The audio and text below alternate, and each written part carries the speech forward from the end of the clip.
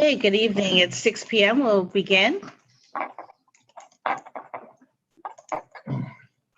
Okay, and if everyone on the video can please mute your phones and your connections. We will begin now.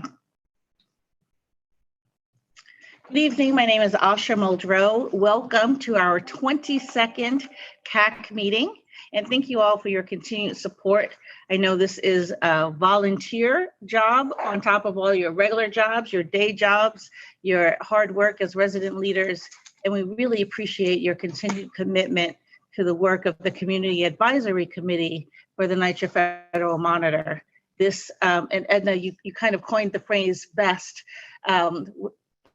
interagency collaboration, where we can just reach across the table from our varying agencies and vantage points to figure out how best to work together to come up with solutions. Most important, we've all know the problems, there are many, we can list them, but really figuring out how to put our heads together to work on solutions. And that's really been the goal of the CAC. We didn't have a particular goal when it was set forth in the HUD agreement, but it really has morphed into that due to everyone's hard work and willingness to just roll up your sleeves, reach across the table and work together. So I just wanted to start by thanking everyone for your hard work and for being with us this evening. And thank you to those joining us on the live stream. We really appreciate your continued commitment and attention to the issues that the monitor is grappling with. And we invite everyone to engage with us tonight. We're really hoping this will be a robust discussion. We are looking forward to updates from our many members. We know there's been a lot of progress since our last meeting on April 4th. But as each person gives updates, we also ask your questions, concerns, comments. So although we have the discussion portion later in the agenda, let's just talk about issues as they're put forth on the table, please. So by our agenda for the evening, we will start with a safety and security updates. We'll hear from James Secreto from NYCHA. We'll hear from Chief Thompson from FDNY, and we have Captain Charles Herron on the line for us from NYPD. Thank you for joining us. Next, we will hear NYCHA updates. We'll hear from NYCHA Special Counsel, and NYCHA's resident participation and civil engagement leader will join us. And then we will hear updates from the Federal Monitor team. We have a deputy monitor with us, Dan Burnell, and we'll hear additional member updates. I know Mr. Hall, you're looking forward to giving updates, and we need to hear from you. And any of our members who are on the Zoom line will hear your updates at that time. And then we'll close out the meeting at 7:30. So thank you all for sharing with us for the next 90 minutes. And we look forward to learning all of the accomplishments and triumphs and challenges that you all have been dealing with in the last few months. So with no further ado, I will turn it over first to Chief Michael Thompson from FDNY for updates, please. Good evening, everybody. So the FDNY is continuing its New York City housing NYCHA key fob distribution. We've actually gone through a decent amount, and we're going to be requesting more from the security. We're also working currently on. Now pause for a second. Can you tell us exactly what that means? Will all of the fire units have the key fob for their particular? Every unit has been issued key fobs. These are replacements. So as anyone goes missing, they go broken, damaged, they get replaced immediately. We replace them through the department. Through our procedures are, we send them out through the department mailbag. They get them fairly quickly. And there is no time where they're out of service, the key fob, because when we did this initially, we made sure that the battalions had spare keys. So if somebody needed a key immediately, they can get one from the battalion. So there should never not be a key fob on the fire apparatus. Now, if a battalion has to go to, a neighboring development that's not their usual development, will they have the key fob? It's all the same. They're universal throughout the 5 boroughs. Okay. So they work unilaterally everywhere in the city of New York. Okay. So that means the FDY can always get in with the key fob if it's a layered access door. Layered access door, yes. Okay. Which brings me to the next thing that we're working on is identifying developments and issuing hard keys to all fire units based on which we know as box alarms, fireboxes. So it's just going to take some time to identify who gets what keys. We will request spares in the process, similar to the same distribution we have now. So this way, if a company needs a key, we can get it to them immediately. The battalions, we haven't worked it out yet, but my thought is that the battalions will have spares as well, so they can issue them, in case they get lost or go missing. And then it's just going to be another part of it. It's going to be another training protocol for our job.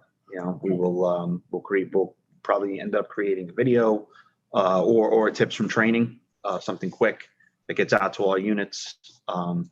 And there are units who already have these keys, but it coming, from us, it's definitely going to be more streamlined. Okay, so yeah, because I know some units do already have the hard key. So it sounds like from what I heard, though, that the process previously had been ad hoc, that, if the captain happened to go over to the development office to get the key, then they had it, but then they switched. So this sounds like it'll be a centralized process. Yeah, similar to the same way we distributed the key fobs. Okay. You'll receive the key based on your assignment. So initially it's probably going to be the first 3 engines and 2 trucks, and the battalion will have a key, just so everybody has a key. But it's definitely going to be a work in progress. But all units, the plan is for all moving forward. The initial phase was the key fob distribution. Let's get everybody key fobs so we have access to layered access doors. But being that that's a small component of the entire, system, having hard keys coming from fire operations would be greatly beneficial for us, because we can get in faster, and anytime we can get in faster, it's better and do less damage, Right. Which is very important.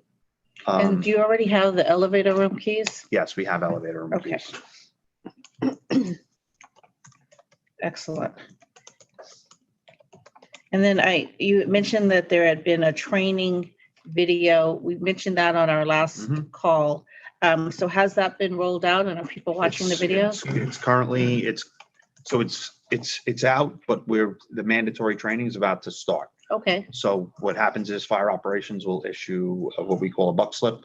Everyone sees that, and then we know, okay, this is when it starts. Every member will have to be trained by their it's the video. So the officer will present the video to the members at our drill period, which is from 2 p.m. to 3 p.m. or 7 p.m. to 8 p.m. Those numbers, those are just times. It could be done in the morning at roll call. It could be done at any point. But, and our goal is to get every person trained and aware of some of the changes that we made to some of our protocols. And one of the key changes is that if a door is broken, what do they have to do? So now, instead of a letterhead report to the chief of operations, it's all done online. So we created a form, and it's all drop downs, and then a narrative to what happened. And then once that's completed, they can click submit. Immediately, that company that submits that report will get a receipt, a copy of it that it was submitted, and then I'll receive the other copy, and fire operations will receive the other copy, which is the chief of operations. Okay. And from there, we'll look into it, and at that point, I can make notification. Once I receive that, basically all I need to do is forward it to NYCHA security. Like, this is a door that we damaged. Right. This is what happened. So, we're not, we're willing to share the reasons why the door was broken too. So. Yeah, and we were talking earlier, probably one of the benefits of having this extra layer of paperwork, if you will, is that people will really think twice about whether or not they break a door, and making sure that they have everything on hand to make sure that they're prepared to open the door properly, so that they don't have to report to you. When it comes to having to do a report, it'll definitely, at least in my experience, oh wait, don't break the door. We're gonna have to do a report, like, so it's just the way, it's just the way it is. Right. But it's, I so far haven't gotten any. So I don't know of any, unnecessarily broken, damaged doors. Right. But Now, of course, obviously, it's FDNY. So if you have to get in, you have to get in. Yeah. There are going to be exigent circumstances and emergency situations. That's understandable, but it's the doors, we had heard, as we've discussed, that there were anecdotal reports of, practicing on doors or breaking doors unnecessarily. And it sounds like that has ceased or substantially gone down. Have you heard anything? I haven't. Maybe once this year, twice, not like it was. Okay, so that's good. The numbers are going down then. Okay, that's good. So, if I could jump in, Please. the last time we spoke about giving FDNY the doors that are broken and not of use anymore.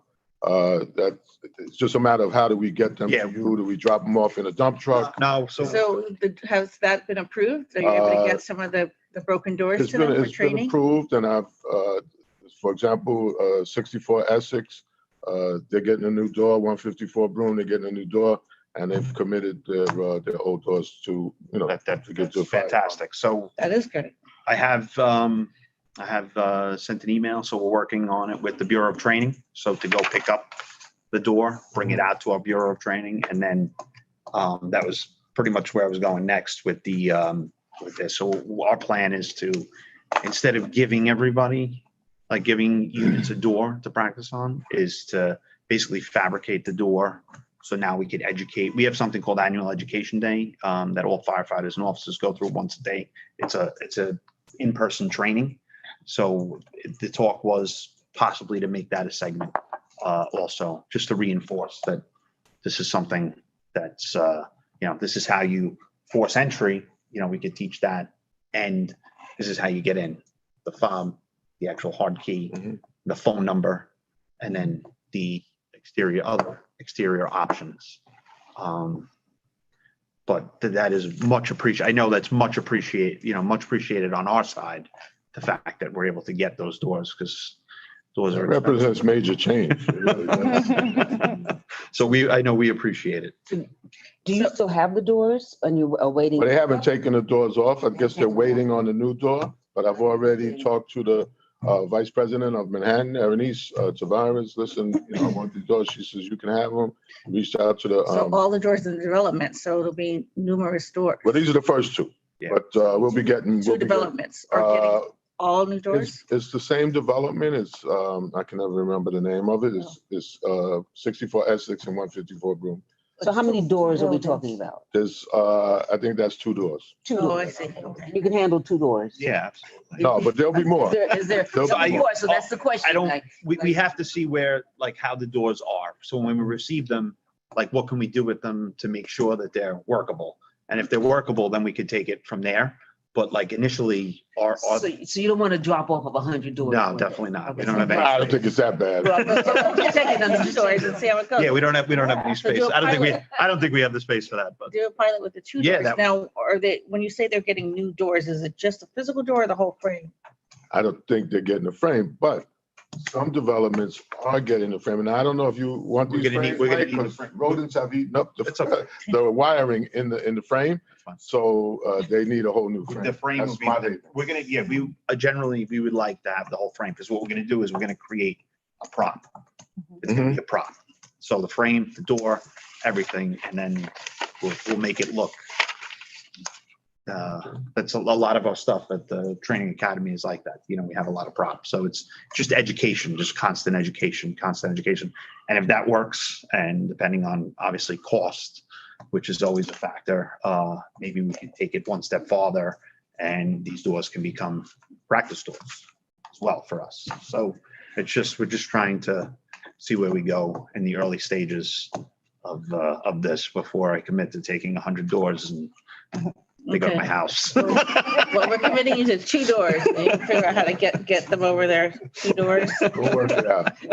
But it's much appreciated, Chief. It really is. I know excellent. From my bosses in particular, because training doors are hard to come by. Yeah, exactly. Can I ask two questions of Michael and Sure. just so that, you know, we sing your praises all the time and it's well deserved, but how do we institutionalize things? So for example, you say you receive a copy of the report. Well, what if you're out? What if, It also goes to fire operations. Okay.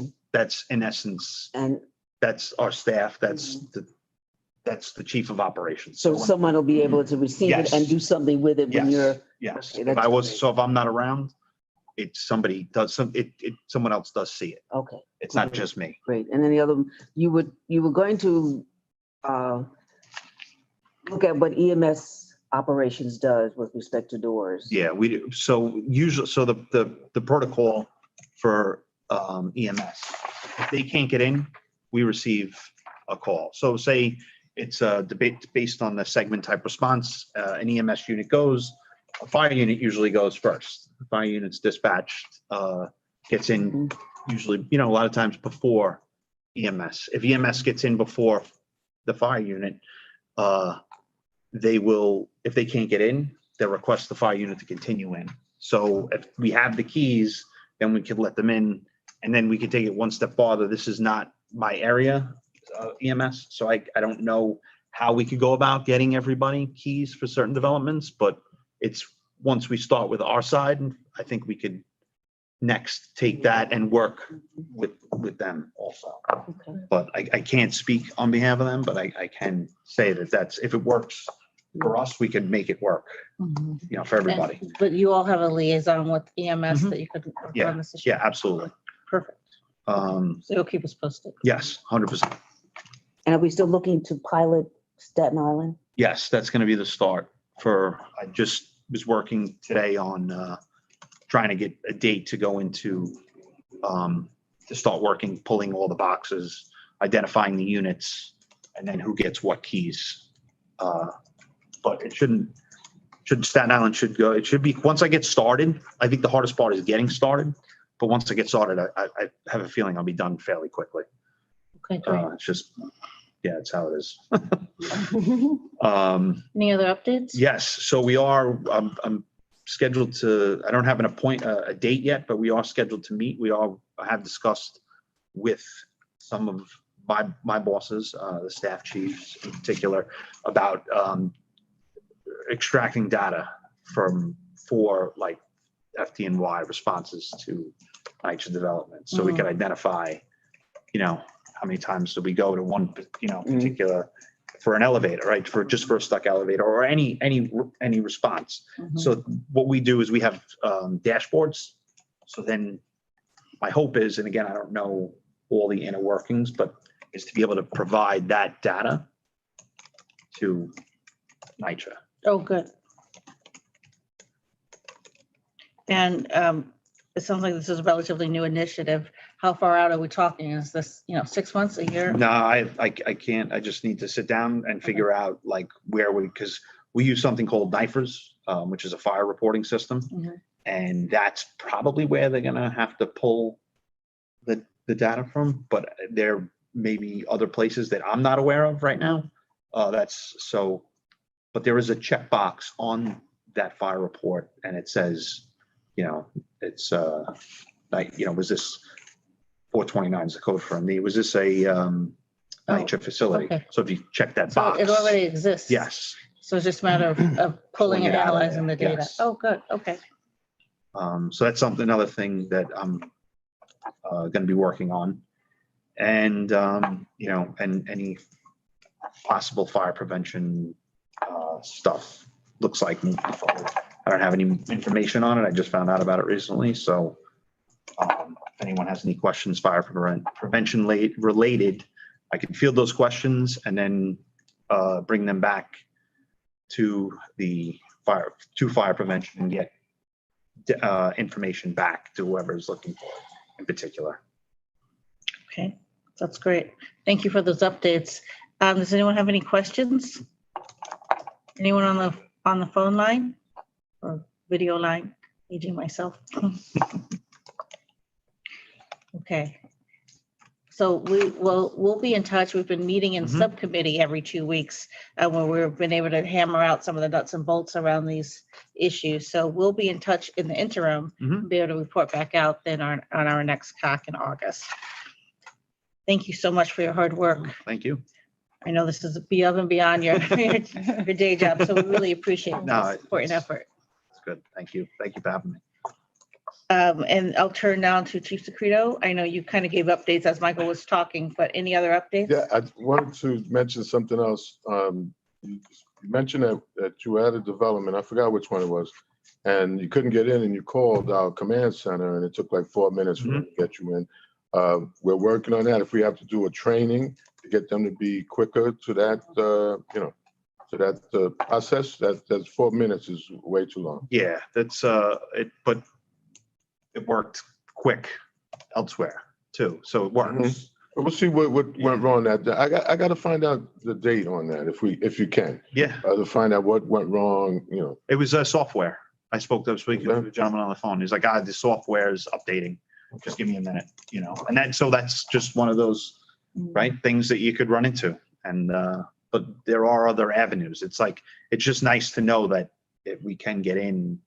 Or the possibility of, if it was part of training, for them to call in advance. Yeah. To say, we're head this way, can you open the door? That's the phone line. Can you do that? Like, Is that too hard? That's way outside my scope right now. Like that's fire dispatch, and I can't speak for them. But Sure.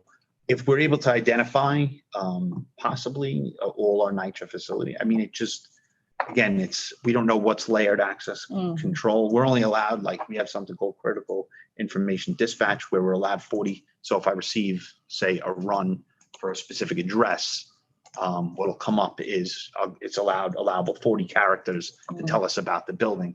But that's usually something that really is going to impact us. So if the apartments were labeled in reverse, it would be on there. So you would know that. Just all information, like something like that may take up too much information and not critical. would that kind of defeat the purpose? Like you're having like a fire drill to give notice that we're going to have a fire drill. It's supposed to be a surprise element of surprise. So I don't, you know what I'm saying? Like you can't. I don't want you to tell the command center like, hey, be alert because we're going to have a fire drill. I want you to call and have a fire drill and them doing what they're trained to do, and not be 4 minutes, but be 1 minute. Yeah, 30 seconds. I was driving around calling just to check because I wanted to make sure that, before we sent out this new training initiative, that this works, and it worked.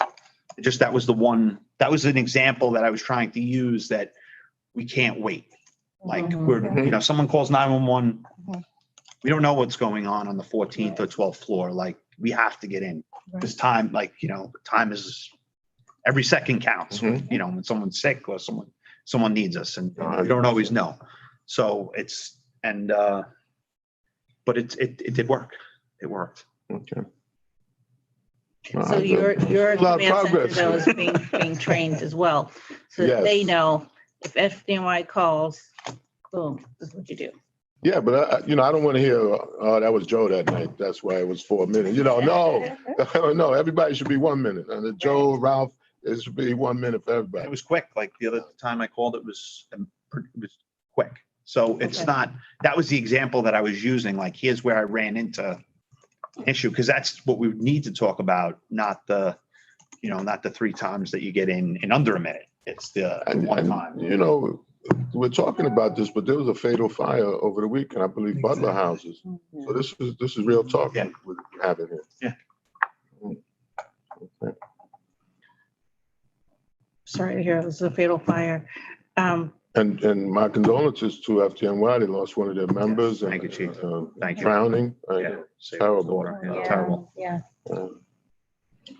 Okay. You ready? Yes, please. Okay. I'm going to speak about we're calling it the authority-wide safety plan. Okay. And it was, you know, we've been talking about this probably for like a year and a half now. Yes. And but yes. And it's actually gone from, you know, stick figures and crayons to like high tech and very detailed. And I got to credit Latanya Smith and Tom Palayo. They put a lot of work into this. But you know, basically, it's for the safety of the residents, of course, put together for the safety of the residents and the employees and if the tenants, guests, visitors. And what it's going to entail is a team going and visiting the developments and, you know, from top to bottom, doing assessment of all the safety items and deficiencies. So every single development is going to get a top to bottom assessment? Yes, and there's a system where the developments are going to be ranked.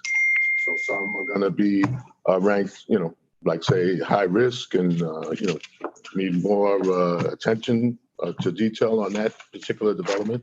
And then some not so much. We're going to check, you know, the lobby doors, the roof, go to the roof and come down. Lobby, the rooftop doors, lighting, doorknobs on the staircases, lobby doors, the CCTVs, are they working? E-bikes, are there e-bikes in the hallways? Are there gas-powered bikes in the hallways? Our hope is to have resident leaders accompany us during these assessments. Homeless is another thing we're going to be looking for. We're going to do active shooter drills as a result of some of the things that we come across. And so we're in the process right now, we put everything together. Now we're going to do a presentation to our CEO, Ms. Lisa Bova-Hyatt, and my COO is Eva Trimble. And like we've been working with them and they have been editing, you know, change this, put this, but now we've pretty much it's 99.9% completed. And we got a date now to present it to Ms. Bova-Hyatt. And, you know, if with her approval, we'll roll it out. And so far, everybody's excited that NYCHA has never had something like this before. And so once we do the overall, then we're going to tailor individual plans for each development. Okay, so but that standard one is going to kind of be your template. So Yes. you'll have it for the whole portfolio wide. Yes. And be able to get started on actually conducting the safety plans. And then do you have the staff to do the inspections? Well, it's kind of going to be all hands on deck, Mhm. but we have a group of investigators. They're going to, in addition to doing investigations, it's going to be one of their functions as well. And then will this be conducted annually or is this going to be like a Yeah, our goal is to hit every development once a year. Perfect. Once a year. Okay, good. But one of the key things is if we see something broke, the door, we let the property know, and they're responsible to fix it. Is there a certain time frame that they're responsible for fixing the door? That might be something we have to work out, but not no lengthy time. Right. Not a lengthy time. You know. And that's one of the things that I'm seeing now, like with the doors, we got to get the vendor, and the vendor comes and they do an assessment. And as far as I'm sure you know, they come and they say, you know, what's needed, and then they leave for a month and come back. So we're trying to speed that process up. Well, that's really good progress. It is. That's good It's news. a nice meeting, Mike. This really is. We got some progress made. But yeah, so the next thing is presenting it to the hierarchy in NYCHA. Excellent. Okay, great. And then it sounds like you'll be able to start doing those assessments. But more so July. is will you? Okay, let's just say, for example, and I don't know if you've gotten this far yet, but like you said, if you see something broken, who is going to do something about it in that moment? Where does your report go and how timely? Well, this investigations unit, that's where the report is going to lie data-wise. And we're going to have to, the property managers, properties are going to have to be involved in this. And so before we roll this out, we're going to have a meeting with all of the vice presidents of each borough and tell them about this plan coming out, present them with a copy of the plan and what their responsibilities are. Because if they don't fix and we're going to be holding them accountable. My bosses have told us that, you have our support. We're going to hold people accountable. If those doors are broke, they got to put in a work order and follow up. And, we're having a meeting next week also with the CSI, Centennial Security, I don't know what else. But they're one of the vendors that does the doors. So we want to try and get this stuff done more expeditiously because I go to meetings, people tell me the doors have been broke for a year, the doors have been broke for 6 months. That's unacceptable. So that's one of the components of this. Like you're on notice now to fix the doors. What do? You get the vendor there, or what I would like to see is the development itself, their maintenance people. Some of the doors that we come across, I was at Parkside last week. It looked like only the handle was broken. And that, if you have a handle on the shelf, your maintenance people should be able to fix that handle as opposed to waiting for the companies to come and fix it. Your maintenance people should be able to come and fix it. And that's something that I would like to see. Has that been in discussion with operations? I presented it to my bosses and they didn't say no, they didn't disagree, but they're just like the resources right now, they can't commit to that. But I've seen it happen. Is that a training issue just for the? Well, some of it is training, but I'm willing, the proposal that I gave was we were willing to teach the local people, whether it's Smith or whatever development, their maintenance people should be able to change a handle. Some of it is more complicated. Maybe it has the fobs or some electronic components that they can't fix. But some of the stuff is basic that a good maintenance person should be able to fix. And I've seen it happen. 189 Allen, that's Fernandez houses. The door was broke. All the kids were seeing that the handle was broke, and they were coming in and was playing hooky and smoking pot and all kinds of stuff.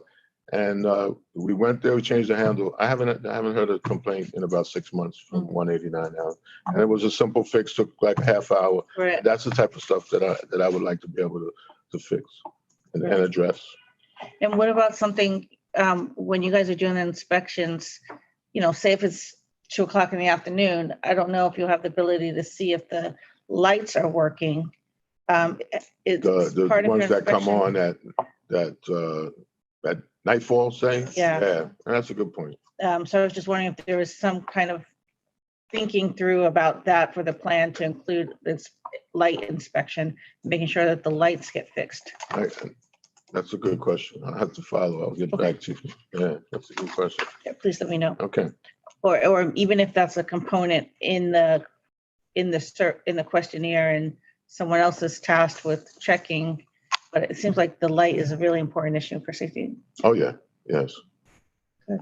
Well, that's great updates. Anybody have questions? It really is. I'm just trying to understand the sequencing. So what will be presented to your CEO and your COO? Well, this report is 30 pages. Okay, and it's a report for. I'm gonna go, on a screen. We're gonna present it, and from the first page, whether there's index, maps of not for the whole development of the whole city, but when we go to the individual developments, you have a map of the developments. We're gonna have crime stats, PD 7 major crime stats. And then we're going to go into who was on the inspection, who conducted this inspection, who was on the team that day to complete the inspection, and then go through the items, doors, security guards is one of the other things we're going to be inspecting. Security guards, fire guards, CCTV, whether the e-bikes, whether the lighting was poor. There's a whole series of things that we're going to be looking at. And some of the things that we're also going to do is we have monthly meetings with PD, tenant leaders, whatever. We're going to include them in here. So it's going to be pretty detailed. Like I said, it started out very basic and kind of rudimentary, but now it's 30 pages. And so this is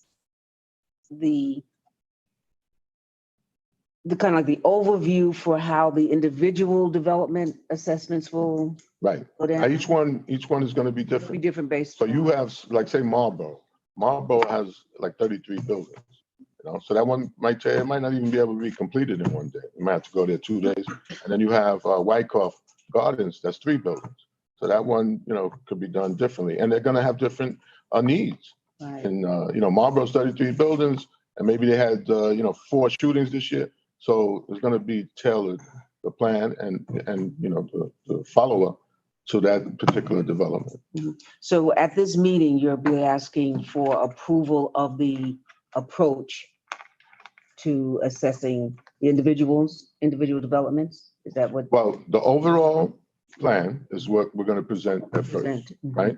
So the boss may say, I don't like this. This is, I doubt she'll say that because a lot of work went into it. And we've kind of, went back to the drawing board and take this out, put this in. I don't think she won't like it, but that could happen.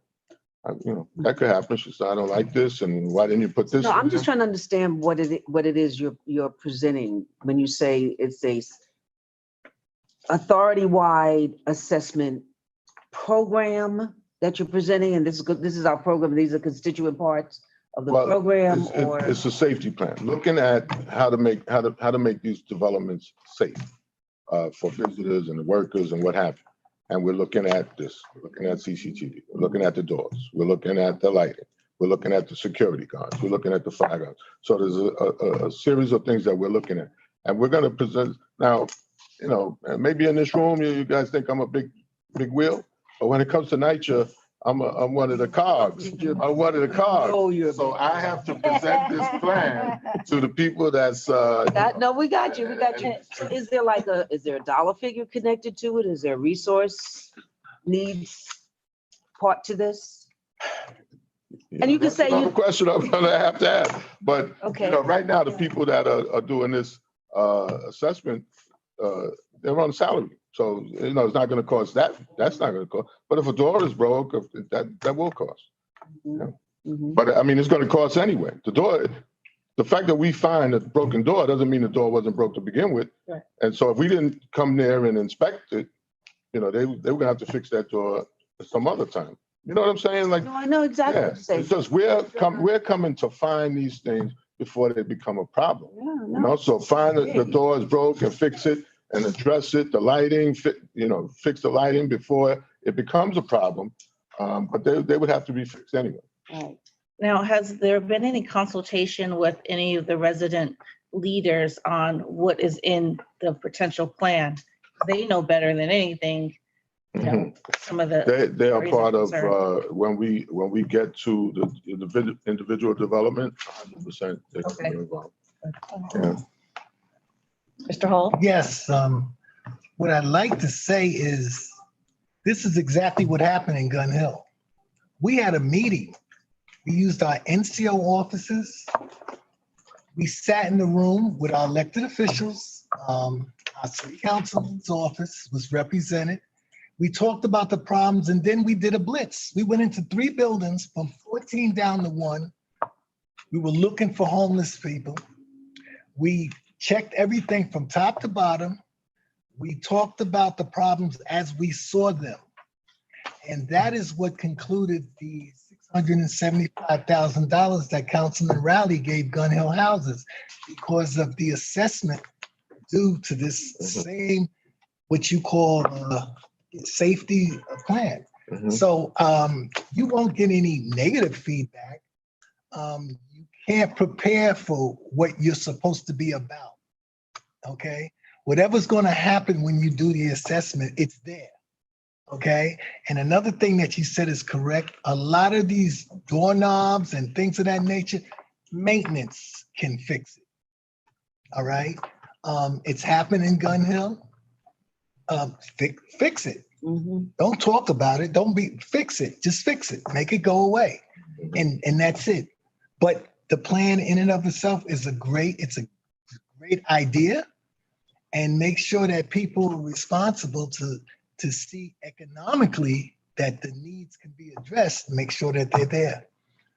And it's a win-win all the way around. That's the $1 million question, though.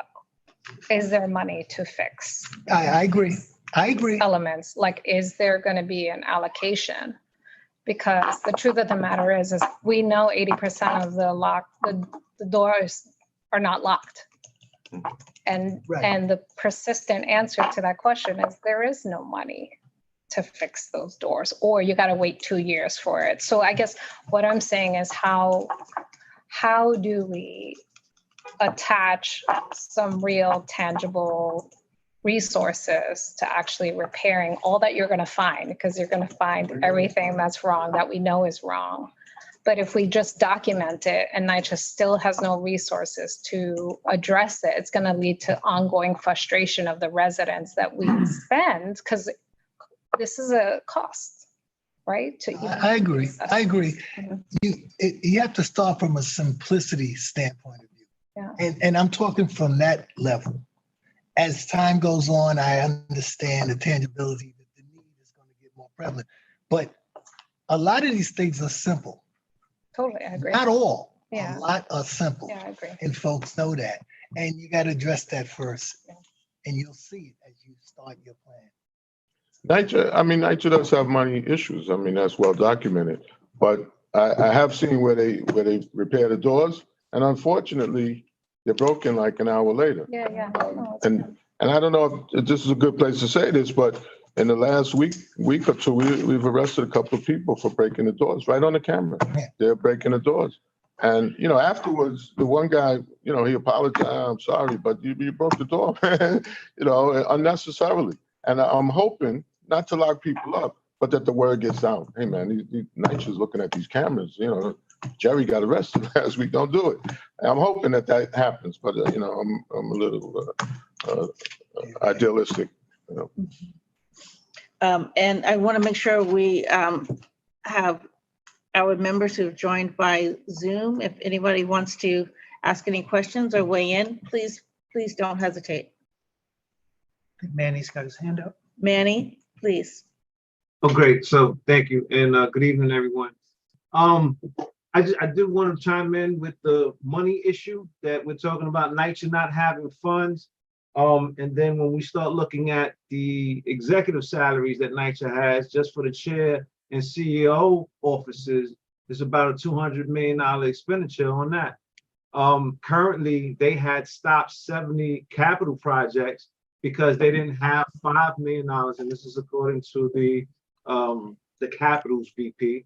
They didn't have $5 million to pay for employees that would monitor the projects.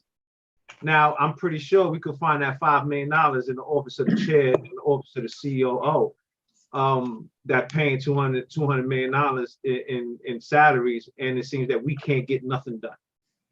So when we start talking about a lack of funds from NYCHA, I think it's because we keep looking down at our developments and we're not looking up in that executive office to see how well paid they are and how deficient they are in their duties and how ineffective they are.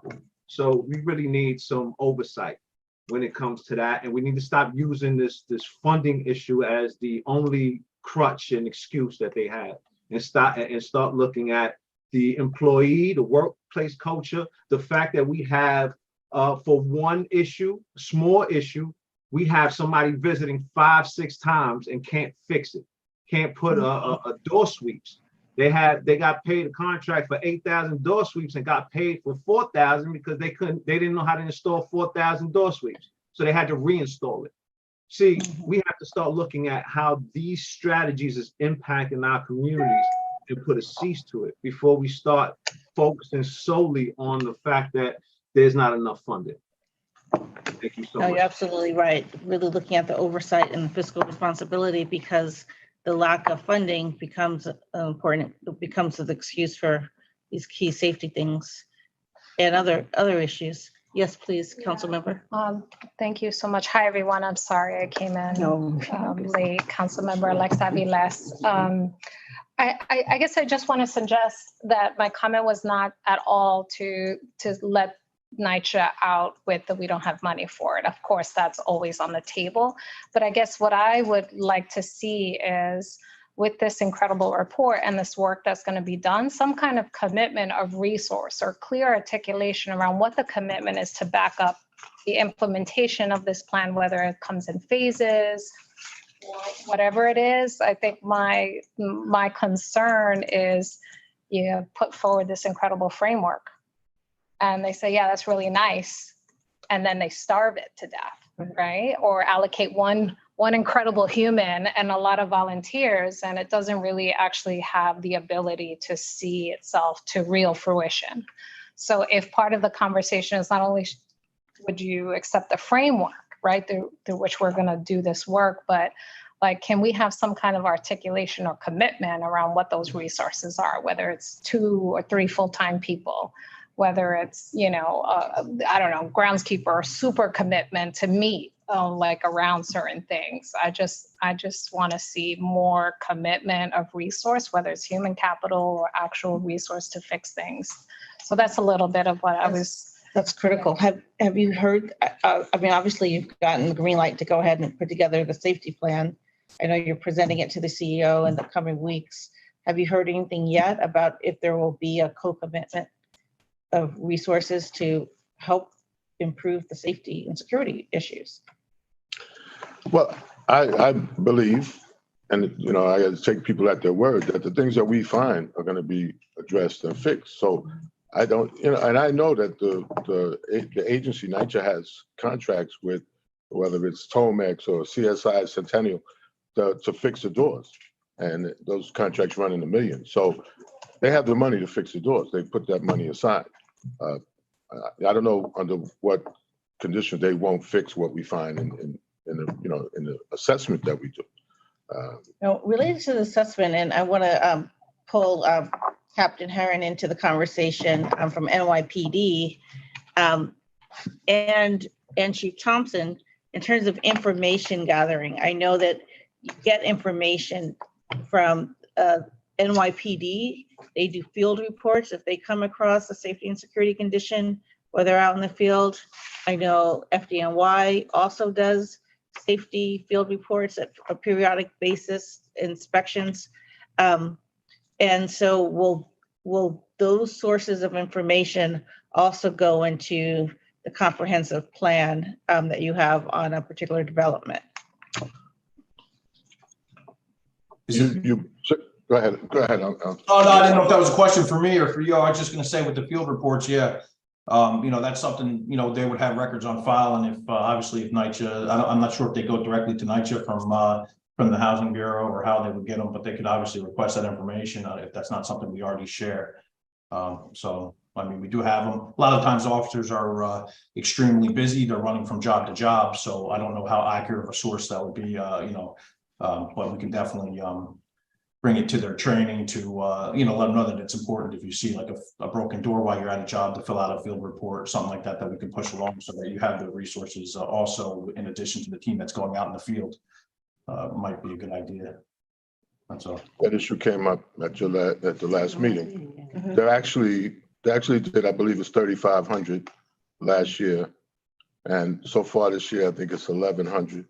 So and to your point that came up at the meeting last week, I think it was, they do the reports. They did 3,500, and some of them they started sending them to me since the meeting last week. And it might be a certain address, apartment 5C. They're smoking marijuana. It's coming under the doors, coming into my apartment, and some are repetitive. Duplicates. It might be 5 for this apartment. People are hanging out in the lobby, that type of thing. That's something that we would, if we get that information and we're going to have it ahead of time, we could incorporate that into the report. Something that's an issue at this development, this building. Yeah, but it seems like if you're getting information from other sources, you want your safety plan to be comprehensive. That you can also have a field. I don't know what your report looks like, but a field about, okay, well, what information we get from NYPD, because they might be more frequent than how, if you're only doing this once a year, but their guys are doing verticals every day. Yes. And same thing for if you have FDNY also giving you information, just more information more frequently, it seems like, for a comprehensive report. And, you know, and maybe I shouldn't be defending PD, or I'm not in PD anymore. However, they do interior patrols. There's Right. some, you know, I think the mayor went to Lincoln houses and saw a homeless person, and there was some commitment to do vertical. They actually do verticals. There were actually 2 police officers shot in Melrose, I think it was 2016, while they were doing an interior patrol. So I don't know where this comes from, that they're not doing them anymore. Maybe they don't do them to the extent that they did when they had more cops, but they still do interior patrols. And that's when they do these field reports, when they come across broken knob, or somebody one of the complaints was a person plays loud music, and the cops put in a report that we went to the department, we heard the music, but nobody would open the door. So they've kind of verified that this is occurring, and so now that's up to the property management to call that tentative record down.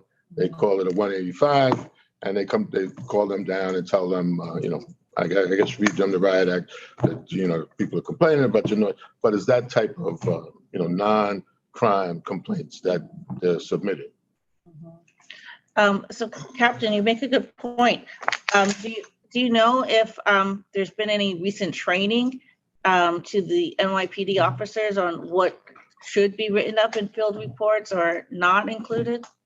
Oh, well, I mean, I'm just recently getting over to the Housing Bureau recently. I mean, but they do have patrol guide procedures in regards to field reports and how they're conducted in verticals. And we do constantly do verticals, especially in problematic buildings. So I mean, my officers are constantly in there. Maybe it would be, you know, training topics for the Bureau to just put out stuff about, like, just to reinforce it. You know, because like I said, they are running around. I don't know exactly what the number of field reports are. Sure. That like, you know, that have been filled out by for say PSA8 or the Housing Bureau as a whole. But these guys do like they were saying at the Gun Hill houses, we're out there, the NCOs. We do have you know, we get 311 reports. We get a lot of intel from outside from the residents, from 311. Some stuff becomes chronic calls in which we document and respond and try to address the issue. The difficulty with the noise complaints and stuff like that inside the buildings and stuff like that. Sometimes it's just a one-time thing, you know. The chronic stuff will stand out, and we formulate a plan and try to address it. We use the community leaders, community residents, and the NCOs in the developments that have good relationships with individuals. They have our phone numbers. They constantly are calling us, letting us know. They were speaking about the scooters recently earlier. We also have, I myself have organized an operation to get out to get these scooters off the developments that are inside the lobbies, that are in the hallways, parked in front of the buildings that are illegal. You know, you have a bike, it needs to be registered, it needs to be parked legally. So we know that's a concern. So all the concerns here that, you know, we do it kind of like on a, you guys are looking at a bigger scope, bigger plan. We do it on the day-to-day operation, and all the stuff that you guys brought up is really what we do. You know, that is what the residents are concerned about, that we hear at the community council meetings, the lighting, the doors, the e-scooters, you know, the CCTV, that, you know, the closed caption TV cameras, which are pretty good. You know, we want to be able to catch the offenders that are doing, you know, that are terrorizing the communities with these crimes. So all the stuff that you guys talk about is what, you know, and that's what we do on a daily basis. So yeah, and I'm glad to hear. It sounds like you're confirming that verticals are taking place on a daily basis. They never stopped, correct? Oh, yes, verticals are, we have recap, you can run it, you can run with the technology these days, and everything is tracked, everything can be so, you know, the body worn camera goes with the vertical. So when they do a vertical, the body worn camera is activated. You can go back and look at the vertical. You can watch these body worn cameras. You can kind of see the state of inside of these housing developments and stuff like that. So I mean, there's accountability. It's not, you can no longer just say you did a vertical and not do the vertical, you know. Right. Maybe some people back in the, you know, in the past might have taken advantage of that, but now it has to be on body worn camera. You get a job number, and it can be reviewed, it can be quantified, and it can be looked at. So right, definitely, you know, they're definitely doing them, and you know, each it's really up to the CO or XO to manage their own command, each command at their level, and you know what they really want done and to follow up with this stuff. I know we have CRB, which is critical response vehicles deployed in the 4-7 now, and every night they send a recap of how many verticals and directives, which is like checking the lobby, and they're at the area to deter crime. So they're definitely doing verticals. The cops are working, and they're very busy. Yes, for sure. And I'm glad you all hit on the mayor's visit at the Lincoln recently, and the announcement that there are going to be the verticals and the emphasis on working with the unhoused population who are in the NYCHA developments. And I know that Chief Secreto, you've updated that you've upped the number of times that your teams are going out in conjunction with NYPD.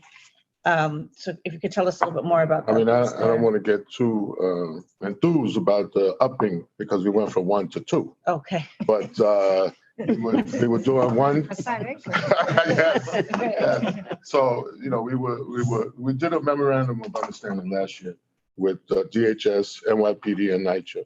And that accounted for a commitment to once a week go to a different development and, you know, going through the buildings and see if there's anybody that is in need of housing. And we would offer services. The main goal is to get them to accept services, whether it's mental health, drug treatment, or even a case of shelter. And most times they turn us down and they just leave the building. And, you know, we go to the next building and what have you. So then we were able, this year, we started again, one development a week. And then we got the commitment from DHS to come with us a second day. So now we do 2 days. So I think today or tomorrow is Taft.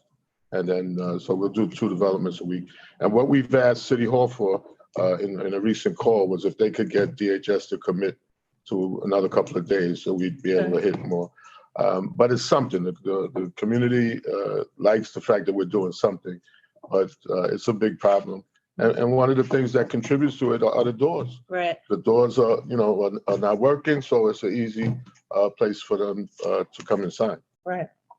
Just today, and I don't want to take up too much of your time, but I think you need to notice in Reese houses, I think it was 819 FDR Drive, one of the homeless people there, that's he's a regular there, they took his stuff that he had on the roof landing or whatever. And so he got angry, he broke into an apartment and broke a pipe that flooded the whole building. Mm-hmm. So, and it's a problem. It's a problem that we have in various developments. So the initiative that we do every week is something, but we could do more. There's more we could be doing. And it kind of starts with the doors and then others. But it sounds like the ask has been made of City Hall to get more resources from other city agencies. Sorry, just in addition to what the chief was saying, the NYPD has recently also sent out directives in regards to the homeless inside of NYCHA and around the areas. They are addressing it, and they do have like also forms that we have to fill out. We have to take photograph the condition, remove the condition, like, you know, offer services. And, you know, remove the condition, and then they like a photograph for after the condition's been addressed. That's a new thing that just was rolled out, I believe, like last week or a couple of weeks ago that came down. So I don't know. Hopefully it's being effective. Over here in PSA8, we don't really have too many issues with that I'm aware of. That we've seen, you know, maybe like 1 or 2 people, like we'll get a phone call from like the residents or the TA presidents and we'll address it. But we haven't had like the homeless encampments. For like the homeless encampments, people sleeping, so, you know, setting up shop, just to, you know, kind of like, so Chief Secreto was saying, he goes out and they're also doing it. We're also having another layer of that as well. So, and it's all tracked as well. So, thank you for that important update. Please go ahead. Question: is the statistics related to I guess any crimes or whatever you're hearing in NYCHA made public? Are they separated out? Because we can get, you know, like obviously we see stats from a neighborhood level, but do you keep stats and report them on? Yes, the Housing Bureau has its own crimes statistics. I believe it's public. You can access it and look at the crimes if you want to see like robberies, assaults, you know, domestic violence ones versus ones in the street. I believe you can access all that. They definitely have. They definitely. Does it break it down by development, or is it like? We do in housing ourselves, we break it down by development. And when we go to community council meetings, we share that information with the community council, let them know how their developments are doing, what's occurring, what's going on.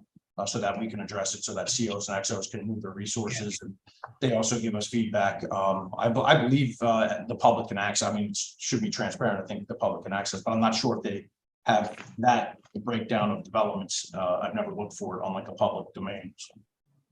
Mr. Felix, there's a Eagle report, comes out every Monday, and it has all the crime of every development. Okay. You know, yeah. They're doing it right now in Bronx North at Sackler houses. I have to be here. However, that's what's going on. And they break the development down and the type of crime. Right. In fact, Cafeteria. even at our CAC meetings, we used to ask for those stats for the stats citywide for NYCHA developments.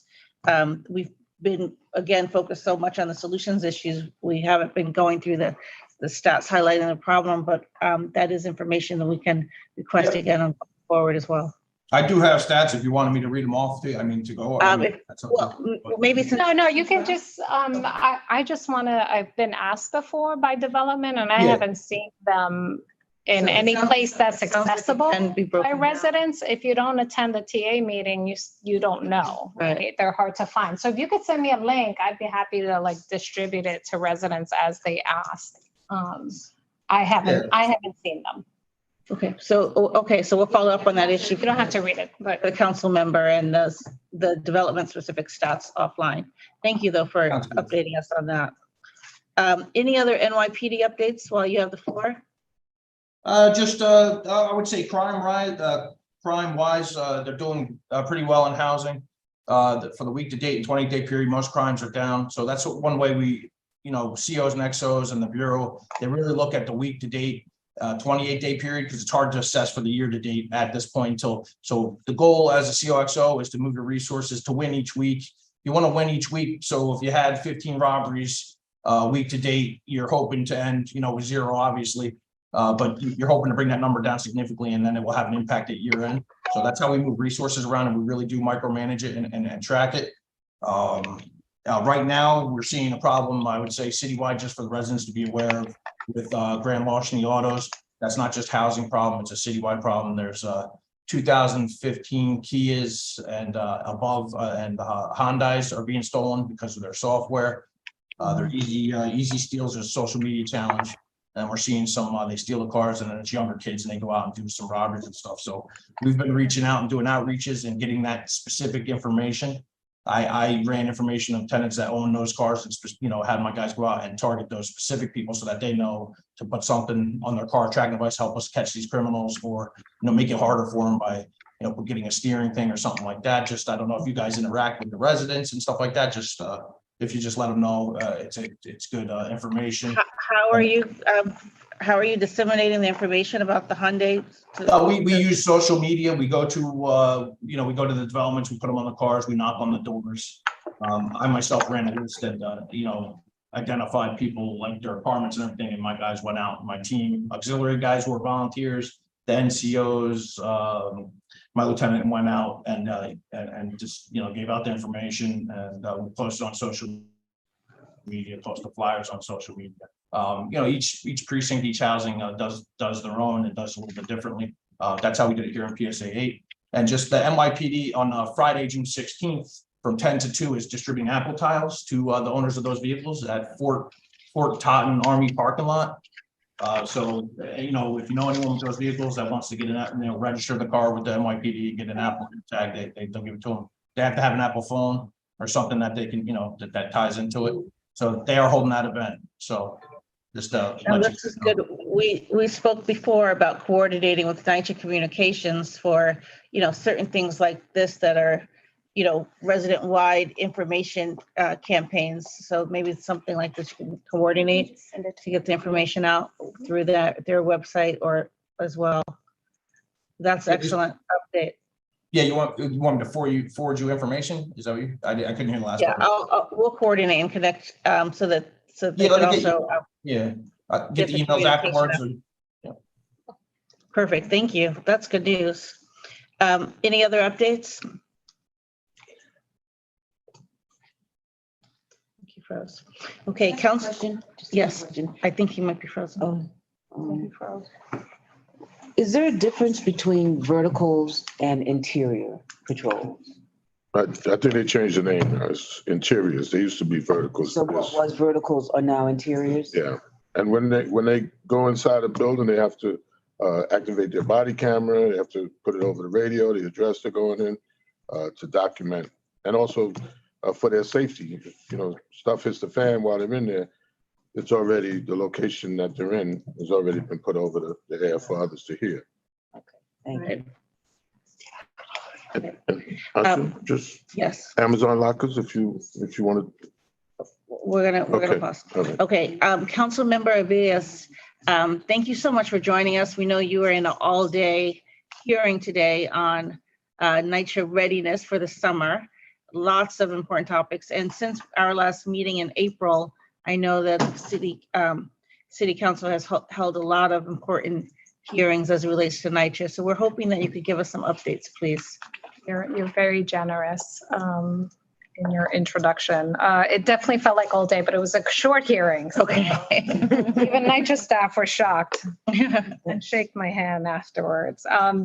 So hi, everyone. Good to see you. I guess today's hearing, for those of you who may not be aware, was on air quality and not on air quality, on summer preparedness. I'm going to share some shocking news.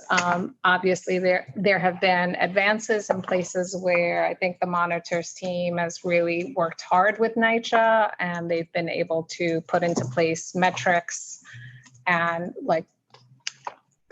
implement, right? Preparing for the summertime and getting the equipment prepared and see positive results. The elevators seem to be moving along, still not at the clip that we need that to be. That is a consistent problem in the summertime. The low voltage elevators go out and residents are stranded. So I guess the top line is there's been some progress in some areas and still a lot of question around what it actually looks like with the persistent with the buildings that persistently have issues every summer. I'm not so sure I got satisfactory answers to those things.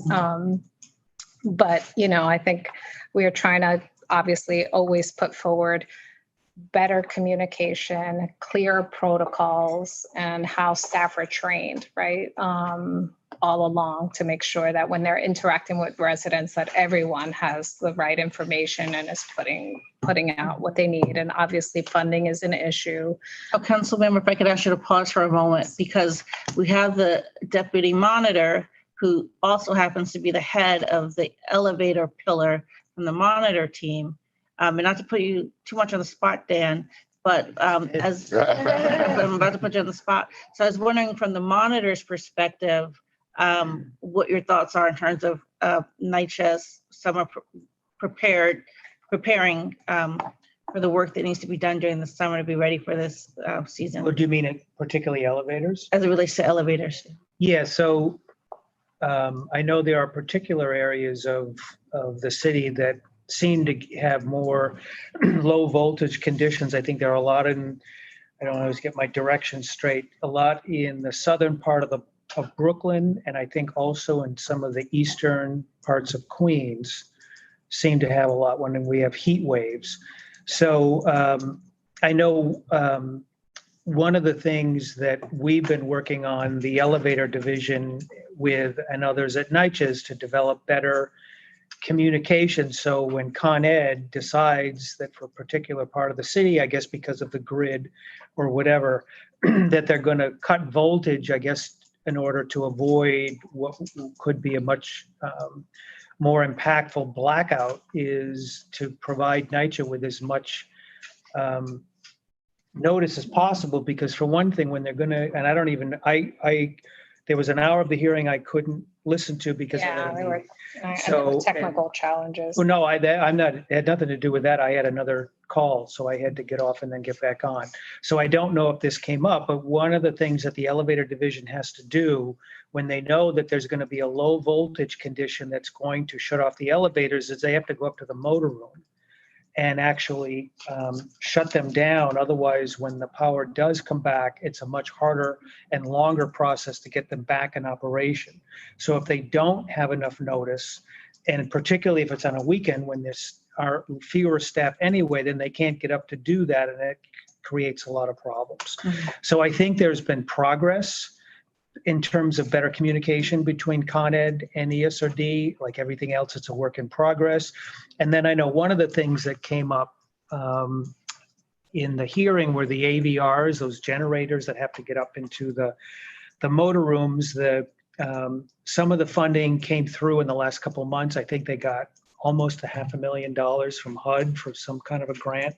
So now they're going through the process of purchasing the generators, figuring out which motor rooms they can actually take them up to, because there has to be enough space, and getting them.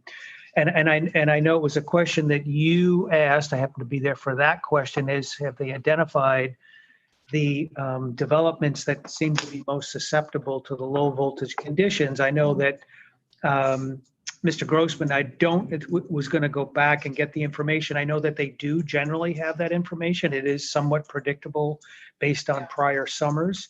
So I know that they are prioritizing where they're going to install those generators based on the most susceptible sites. Again, it's going to take time. They're clearly not going to have them all in by July and August, which of course are the months that are particularly the warmest and experience the most low voltage conditions. You may have some additional. I was just going to say, you keep saying generators, but I think you mean regulators. Right, yeah. Okay. Whatever they are, whatever. Good question, though. I mean, to the Maintains the- extent that it's kind of a known fact that, and they already have the data, at least from prior years, on the low voltage conditions, that why aren't the regulators in place now for June? Well, part of it's a budgetary consideration. Part of it may also be a technological consideration. So I think it's probably more budgetary. Yeah, I think Anything else.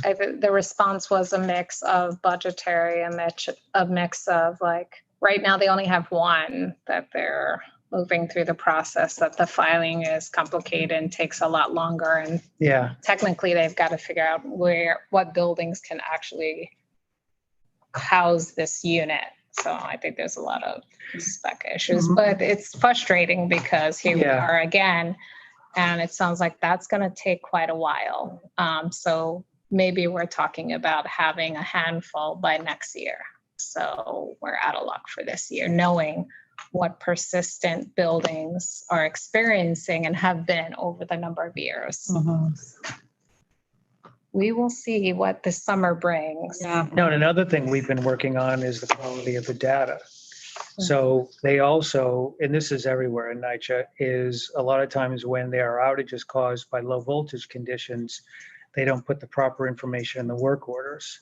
And that's something I know that the elevator division has been working on, to make sure that first and foremost, we have reliable statistics, because you're not going to be able to identify the most susceptible sites if you didn't put that information in the outage work orders to know that.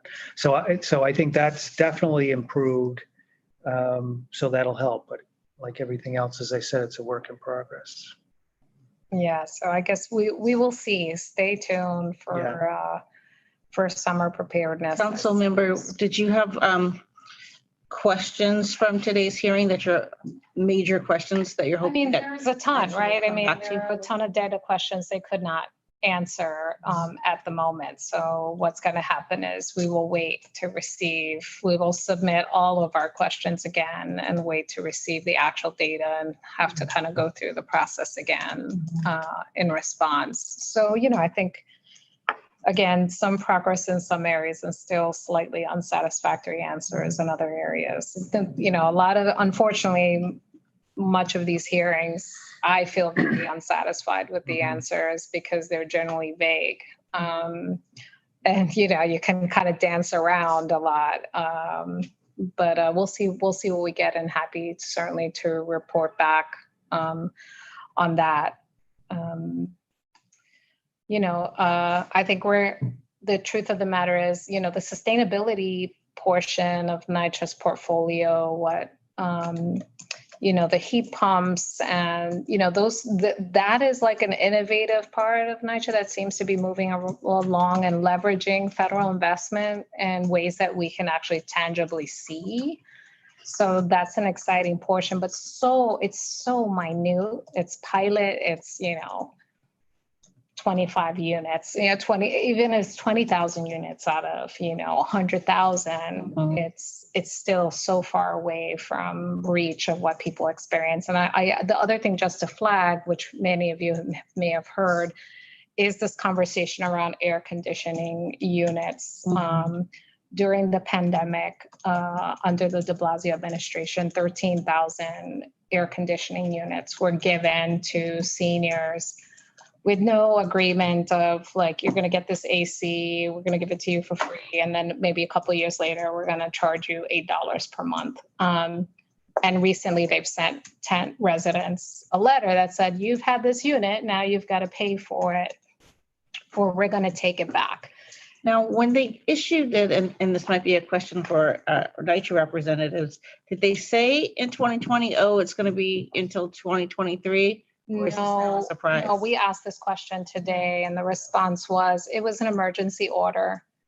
We basically, and it's a wonderful thing, right? These are the most vulnerable tenants who had no AC for whatever reason, and they needed them during those times because of the limitations of being able to go outside and other things like that. So generosity up front with a lot of problems in the back end, right, of miscommunication and people not understanding what that means. And ultimately, I will say, while NYCHA is having to make a financial decision on what it does now with these 13,000 units, in totality, we're talking about $1.2 million of payment that needs to be made. And when you argue, well, we have, $40 billion of capital repairs and we're I said today, you're the worst landlord in New York City for 5 years in a row. There are no gifts here. This $8 a month is not a gift to a vulnerable senior for whom the $8 is a significant issue. We need to figure out how to correct this situation. And of course, NYCHA has to worry about fairness, right? There are other seniors who are paying those bills. So it's a complicated matter, but I think as a city, I will say we have to do better, and we can't move into climate change, and where heat is a serious issue, probably the number one issue where New Yorkers die, particularly vulnerable New Yorkers and seniors, say we need the $1 million here, as opposed to one of these contractors who is getting their $50 million grants to fix doors and they still don't work.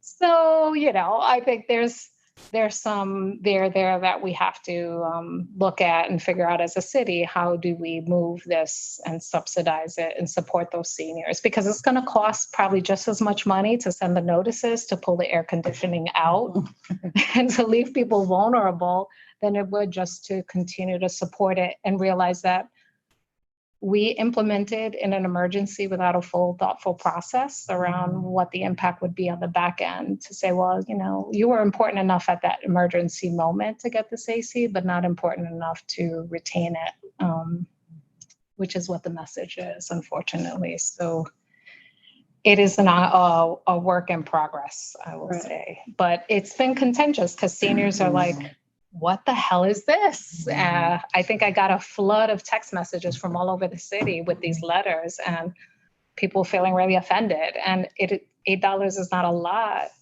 to some people, but really a lot to others. It could be a lot if you're on a fixed income. And if your apartment is hot, and we have studies to show some NYCHA apartments are heat boxes.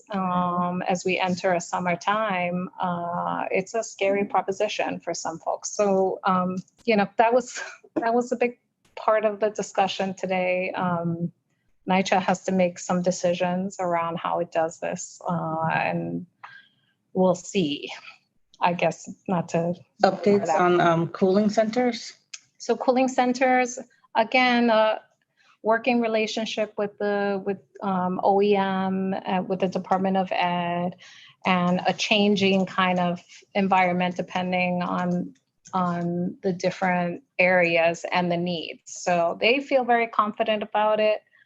We haven't quite seen what that is. I understand it is iterative, but I think we pushed them a little bit around what is that? Are there real assessments if the cooling centers are truly accessible to NYCHA residents? And also, like, do they meet the need? So is someone proactively making that assessment besides a referral? It sounds very much like they get together and they say, these are the lists, is that good with you? And then they just kind of blast it out to the residents. I think we were pushing for more proactive assessment on whether those lists are actually meeting needs. And, you know, where do they need to make changes? So I think we'll see, hopefully we won't need it, but the truth of the matter is we're going to need it because the temperatures are getting hotter, and that is kind of irrefutable at this point. Mr. Hall, did you want to weigh in? Yeah, since you mentioned OEM, I have 6 buildings in Gun Hill. One of my buildings, which has 126 families, has no gas. And they haven't had any gas since March the 20th, to be exact. Now there's an equation: Department of Buildings, Con Ed, and NYCHA. I don't know whether to be surprised or not, but NYCHA can fulfill their financial obligation regarding this problem, which is the first thing that I'm surprised at. However, I'm in need of assistance to get Department of Buildings and Con Ed together to eradicate this problem. All right. You know, we're talking about air conditions, things of that nature, but it's a serious issue, and there's 126 families, and 70 of them are seniors. And this is the problem. And I really want it to go away. So if the mayor's office is listening, please get in touch with me. All right. I'm Gun Hill Houses, and NYCHA is doing their part. And I'm going to say it. You got to call it the way you see it, but NYCHA is ready. All right. I don't want to give you the numbers, but economically, NYCHA is ready. Yeah. So I need Department of Buildings and Con Ed to get together so we can eradicate this problem. All right. The address is 735 Magenta Street, to be precise. I'm happy to jump on and follow up and Thank you. folks around it. The gas outage Yeah. problem is a serious problem that is persistent, and it's not a one-night affair. It's months on end. Yeah. And scattered throughout NYCHA. Is that a problem that City Council has held NYCHA and other agencies to task on? You know, I think the one thing to note here that is important, and I remind myself about all the time, NYCHA is a state authority. I think they engage with us out of the goodness of their heart because we contribute a significant amount, although pales in comparison to the federal government. But at the city level, we cannot make laws to govern NYCHA. That is a state thing. So I say that to only underscore that true oversight to hold their feet to the fire has to happen at the state level. Obviously, I'm not saying that to say that HUD is off the hook or the federal government, but it is a state authority and they do have the authority to make laws. We saw it when they rammed the trust through very quickly. And they have made no other laws to date. So I say that to say we all need to do our part, and we have tried to question and coordinate on the gas issue because it is a persistent one and its impact is terrible on families. Hot plates, try to make a cup of coffee on a hot plate, let alone A meal for your family. Feed a family of 5, which is, impossible. And the health implications of that over months period of time, you're eating out all day long and microwave food, which is the worst nutritional that you can get for your family. So yes, we have, but it is still very unsatisfactory. Yeah. And to turn now to Mr. Martinez, please. Thank you. Good evening again. And Councilmember Vilas, I just want to the last comment that I made wasn't directed towards you. It was just the overall circumstance of that common, Yes. term that's being used ever since, the 2019 agreement came about and everything else. And you are 100%, and I fully understand what you're saying about the state laws creating legislation on NYCHA. But can we create legislation to protect the residents who live in Section 9 public housing in New York City from NYCHA, where we can strengthen the human rights laws to put NYCHA on the hook for violating our rights that have been so evident and so impacting? So, we're talking about scenarios where you have padlocks being left on apartment doors, and those apartments now becoming repossessed by the trespasser population that we have in our communities. And I know some people say that they're homeless, but a lot of our trespasser population isn't homeless. A lot of them are in use of certain activities that's happening in our developments that are not being properly addressed. So we really need protected class status at the city level, at least to spark it up. I think that we have enough basis to do that, especially around the economic execution of Section 3, which would definitely impact our communities in a positive way by 100-fold, if not more. We're looking at, and I don't say this in a hyperbolic fashion, we're looking at a economic obstruction of over $1 billion over the last decade. $1 billion in our community, properly invested, we would be one of the safest communities in New York City instead of being the fourth most likely to be shot at in New York City. So, I do want you to consider keeping us public housing residents in mind for the human rights protections that we can accelerate at the city council level so that we can get our economics straightened out, and we could also improve quality of life for our families. Thank you so much. Good points, Mr. Martinez. Council member, did you want to weigh in? Yeah, no, thank you, Mr. Martinez. Directed at me or not, your comments are always welcomed. I think I'm always trying to qualify, because you're right, it is a long-standing out, and we need to close all the outs and hold people, institutions accountable, electeds accountable for that. So I appreciate your comments. And I don't know what it takes to get a protected class, but I will start to inquire and look into it, and you and I can have some more conversations about that.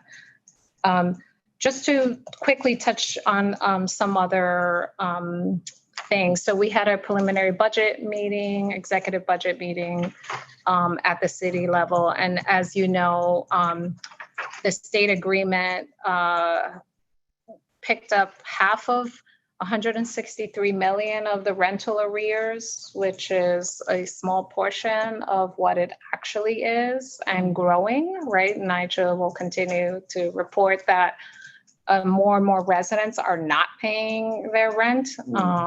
So it is contributing obviously to the operational budget, where they're contributing more of their reserves.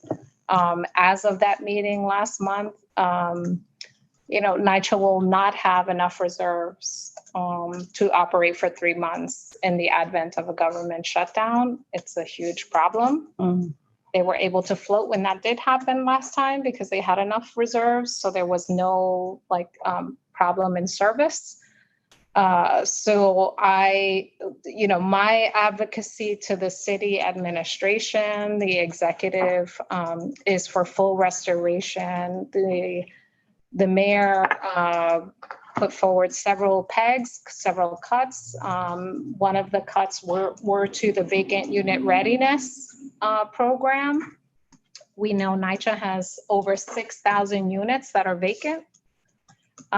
So we are advocating for full restoration of those funding, in addition to a significant increase in capital commitment to NYCHA. From my perspective, this is my opinion, the city's capital commitment to NYCHA is paltry. in relation to the need and in relation to other things that they have committed to in terms of capital dollars. My advocacy, along with several of the council members, and particularly in the Progressive Caucus, is a $2 billion per year ask to begin to make some real dents. Right now is 661 million.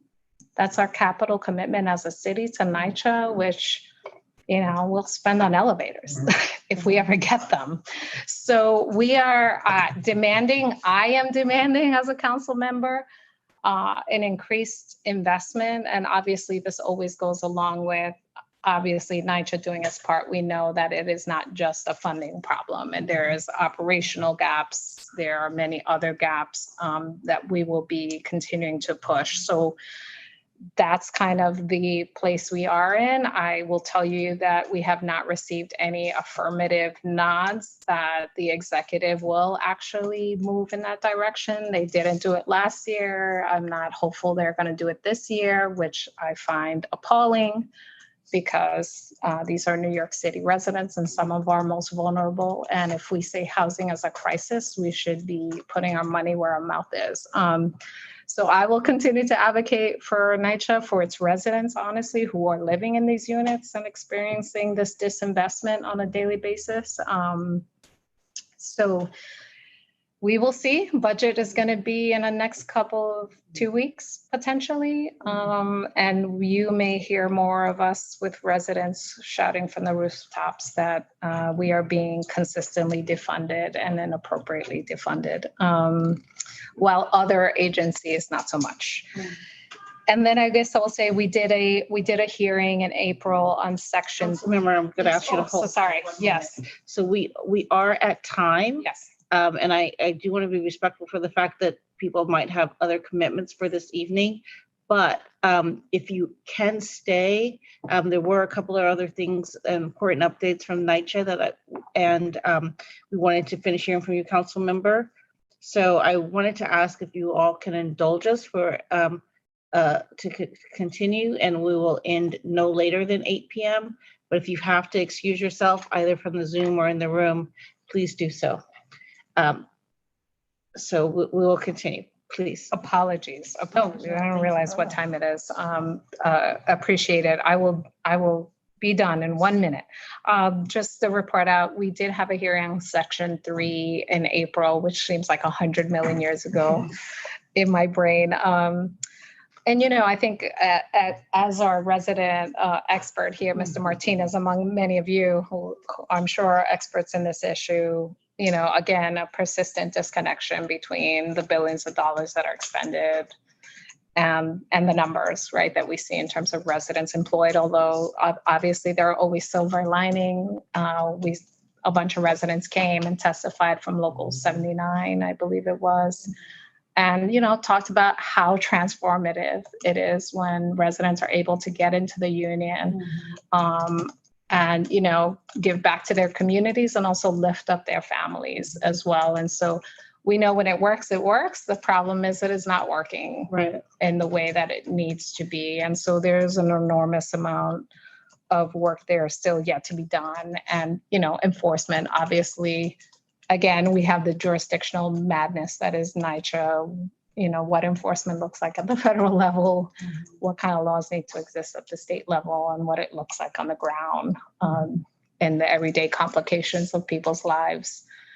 There's a lot of gaps in all those things. So I think it's something we'll continue to pursue because it is part of the law, and we need to figure out how to meet its mandate Exactly. for residents. It's part of the law. It's legally required that Section 3 get adhered to. I mean, we can't have that subject on the table without turning to our resident leader from Queens, Manny Martinez. Do you want to weigh in on that and that hearing outcome or the status of Section 3 at all? Yes. So listening to NYCHA's response to Section 3 as they were being asked the questions, it was very common to see, not surprising, but to see how they walk around the questions. For example, when they talk about the and forgive me, because April was a million years ago, it seems like. But when they were talking about the how they're going to account for the training and the employment, right? And they minimize the dollar values that was going to be imposed. They also admitted to the fact that they don't have enough staff that's accounting for that kind of compliance. I think they had like 2 people, right? And there's like 700, supposedly what they mentioned was 700 contracts, 770 contracts that are Section 3 compliant, even though they don't, specifically identify them. So there's a lot of issues that it seems that NYCHA, even though they try to blame the contractors or they'll blame the project labor agreement or even the unions, but there's a active role in NYCHA's obstruction to Section 3 that significantly needs attention to.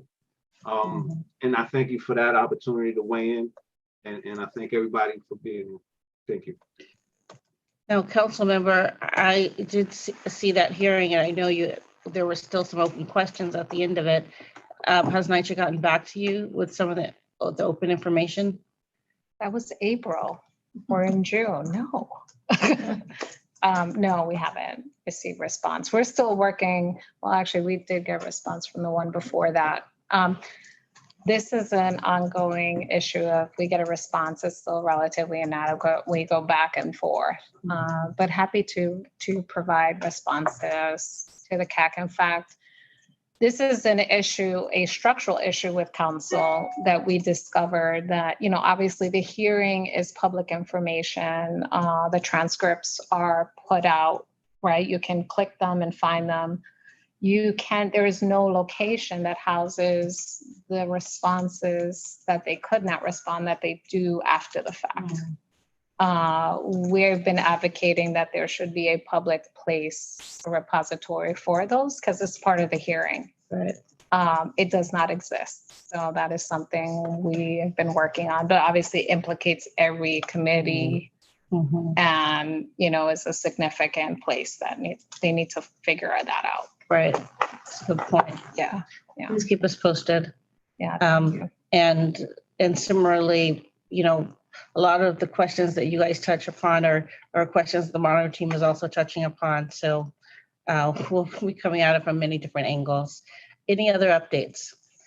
No, I just, thank you all. Obviously, this is my 16 months and you all have been great partners in both getting me up to speed, giving me background, teeing up questions, and also getting feedback. And I think the more we can continue to coordinate, how to support and push and cajole, the better it will be for the residents. So just want to take the moment to thank you all. Appreciate, the time and commitment that you all have demonstrated to the residents of public housing. So just thank you for that. Thank you. And thank you for your continued leadership, council member. We really appreciate you and your hard work. Thank you. And so with that, particularly as we talk about the residents, I want to. We also appreciate your grace in how you handle these hearings, because sometimes one would think one's head would just explode, but yours does not. So it's quite impressive, so you have a very nice calming effect on it. So keep it up. Well, give us a prescription of what you're using. My tolerance for pain. Good point. But yeah, you do handle yourself with such decorum, council member. Thank you for your leadership. And with that, I would like to turn to updates from NYCHA. I know there's been a lot of work that you all have been doing, a lot of progress since we've last met. I feel bad because I always say you're not going to be at the end of the agenda, and then yet I have you rush. So please give us a comprehensive update, mindful of the time, and I will let you all decide who will go first, please. I think I usually go first, so Samantha, you go first. Okay, well, I'll be quick. I'll be quick. So updates from just specifically from resident participation and civic engagement, formerly resident engagement department. So we are, with the summer coming, full speed ahead with family days and family day planning. Family days usually take place between June and August. And so as the developments submit their proposals for family days, we are approving them and getting out there. NYCHA staff is required to be on site at every family day. NYCHA staff meaning someone from resident services, partnerships, and initiatives. And so we also partner with different external entities, CBOs, health plans, et cetera, in collaboration with tenant associations to create successful family days. So that's on the family days front. Family days, we as the monitor team would love to go visit some of the developments. Sure. We'll coordinate with you all to figure out when and where they're all happening. Sure. And as we update that, the family days, as we get them calendared, we can share that across. Perfect. Right. So there is a spreadsheet that exists as they come in, as dates are solidified, and you guys can pick and choose which ones you want to come to and partner with. We are continuing the CVR training via HUD. So at this point, as of this date, we have 535 people trained in CVR, meaning resident leaders, NYCHA staff, including property management staff, and also central And office can you staff. take a moment? I have seen that training deck. It looks really comprehensive. Can you tell us a little bit more about the content of that training? Sure. So it's basically how HUD and residents and resident-facing groups are supposed to work together. It's basically training for NYCHA staff and resident leaders to understand what the guidance says in regard to working together, what authority residents have when it comes to NYCHA policy across. And so NYCHA staff needs to understand what that authority is, as well as residents and resident leaders. And this is directly from HUD. It's the HUD law policy that governs public housing. HUD 964 regulations. It's the HUD, it's the 964 regulations. Yep. Okay. And it's a comprehensive training on 964 regulations. Yep. My question is this. Mhm. We have 964s. These are the rules and regulations that we are supposed to abide by. How come when things happen, such as the trust, it indicates in the 964s, I don't have the correct verse, but NYCHA and the resident association are supposed to have input. Mhm. That did not happen. I know that I understand what you're saying. What I can speak to, and I can't speak to that overall, but what I can speak to is that there was supposed to be a voting process for the trust. And I'm not sure, I think something was held up in regard to residents being voted onto the board for the trust. And I know that there's continued conversation around that. But you're right. It is written into the HUD 964 regulations that, yeah. So my supposed to be concern, residents. and I'm not a CCOP representative. However, I have thorough knowledge that CCOP did not approve or did not want a lot of things that are getting ready to take place for a variety of reasons. And when they asked people to come running up to Albany with the ERAP, there were a lot of people that were already up in Albany to try to prevent the intrusion of the trust so that possibly the $10 billion which they wanted to borrow should be vastly reduced based on the history of NYCHA not paying their bills. But they could not be heard, and they were not heard in its entirety. But this is something, why do we have the 964s if the 964s are not going to be followed? And I'm asking that as a lay person. I'm a TA president. I'm not a CCOP member. All right. I'm a CAC member here, but I don't understand. And when I talk to my superiors, such as they can't explain it. And there needs to be some transparency as it lends itself to this conversation. Right. So what I can tell you is we can circle back to that question for you. because that question is over my head. But in relation to, where HUD, where the trust lies and where it comes into HUD 964 and where the compliance stops or begins in relation, right? That is what I guess that's a different conversation. Yeah. Right? That's a different conversation. But, right, we still need to train all staff on HUD 964. Yes. And all staff needs to understand, right, how and why we're governed by HUD 964. And so we're happy that at least we have 535 people, right, through that process. And what I like about the training is that NYCHA staff and resident leaders are being trained in the same room together, so that the information is the same, the flow is the same, the questions are asked in front of each other, because so often there's a disconnect with information. Right. So I thought that was a good approach. I see that Manny has come back on screen. Did you want to weigh in, Mr. Martinez?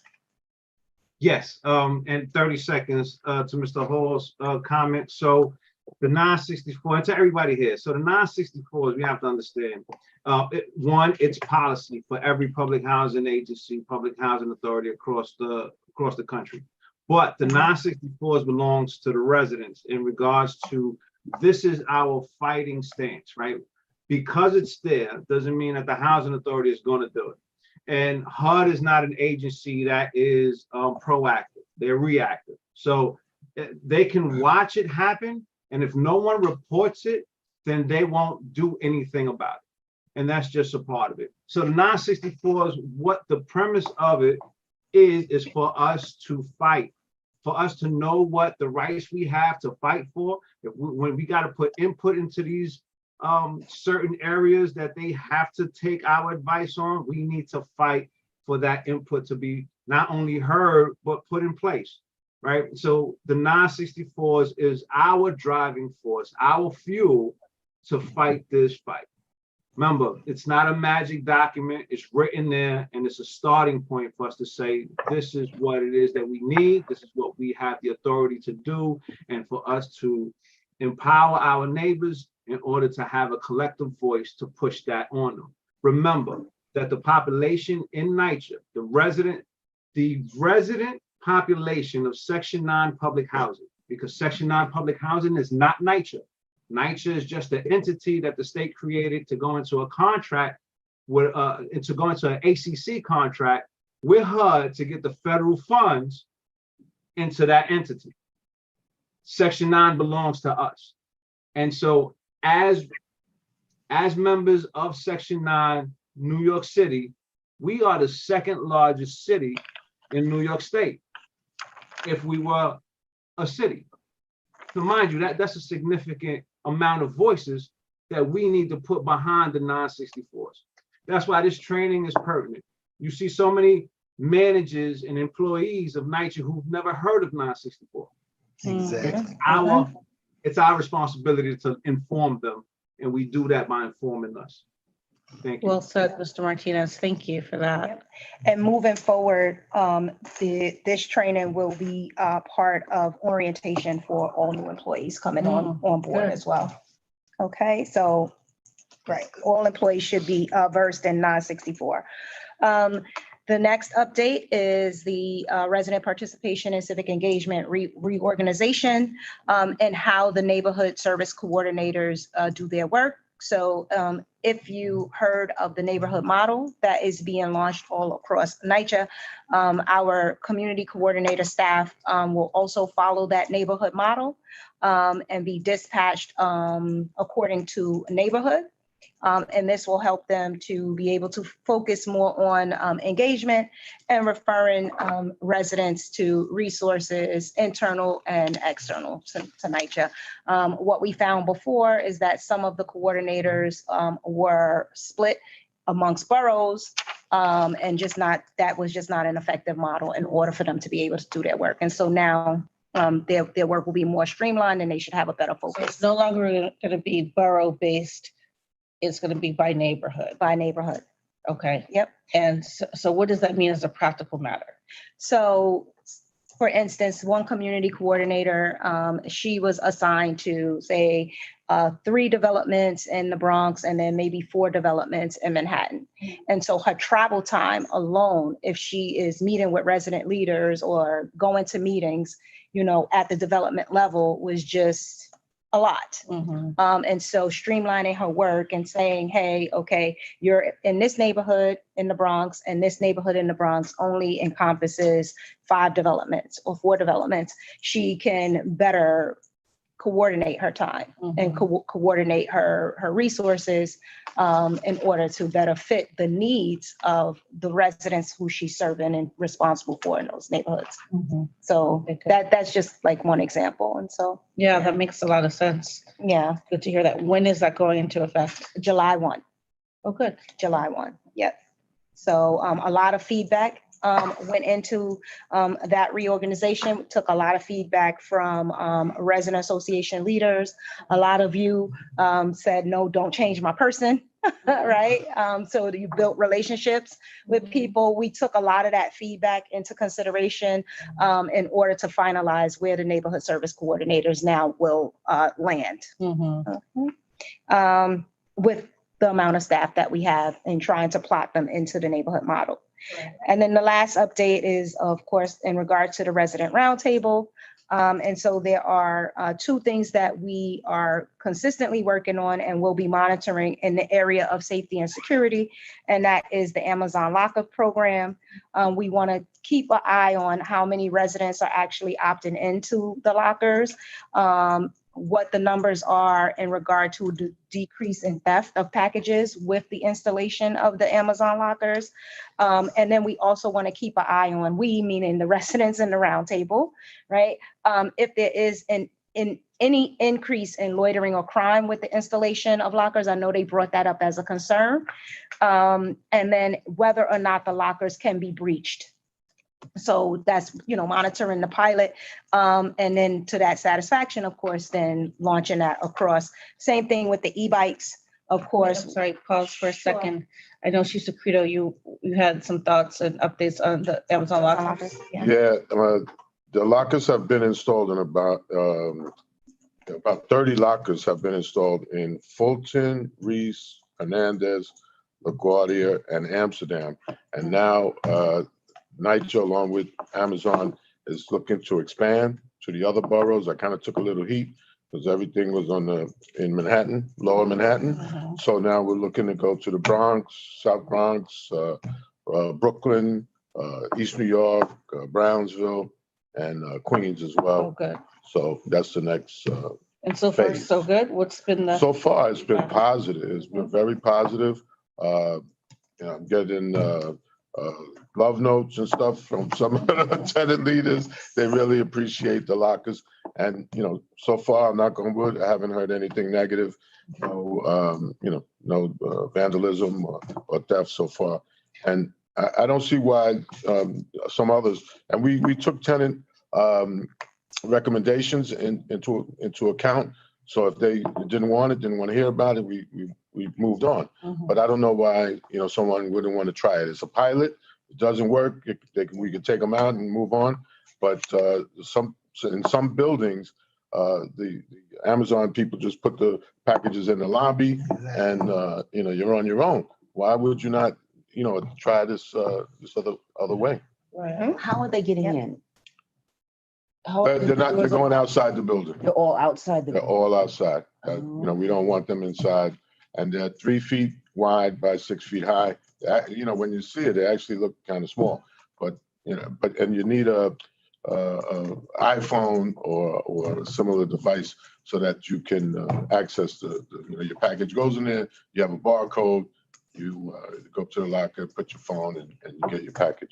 I don't see why you wouldn't So want to try it. is there a vision of spreading this throughout the entirety of the authority to all Well, buildings? some places don't lend themselves to it. They don't have the space or whatever, but we've gone out with tape measure and seeing, measuring and seeing where we're going to put them, place them.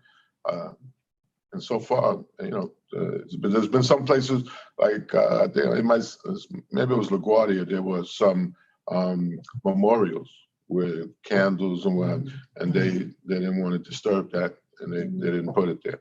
But at some point, if the memorial is taken down or moved, they have places already that they know they're going to they would put it there. Yeah. We went to each place and actually put some thought into it, where we're going to put it and where it would be best suited. And if you come down FDR Drive, you'll see Reese houses. Some of the developments have it there, and so far it's all love. Everything's good. Yep. Council member? And I agree, so far it's been positive and requests for installation. Right, so other developments want, Amazon Is there a lockers. formal request process? No, there's no formal Resident request. It was just a pilot, and now because you're getting because of the positive feedback, it's like, oh, why only Manhattan, right? Why can't we have it here, here, and here? Because there's been positive feedback. The concern, of course, was, what's gonna happen? Like, is this gonna, invite any type of, issue? And so far, no. Okay. So far, no. And the lockers haven't been able to be breached, which is a good thing. Yes. I see council member, you're putting your hand up. Does Amazon support any of this in terms of resources, or like how does NYCHA have to purchase the lockers from Amazon, or how does Pretty that much work? all on Amazon.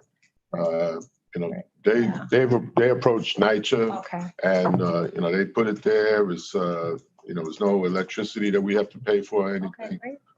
Yeah, they've been pretty good. Yeah, it saves Amazon money.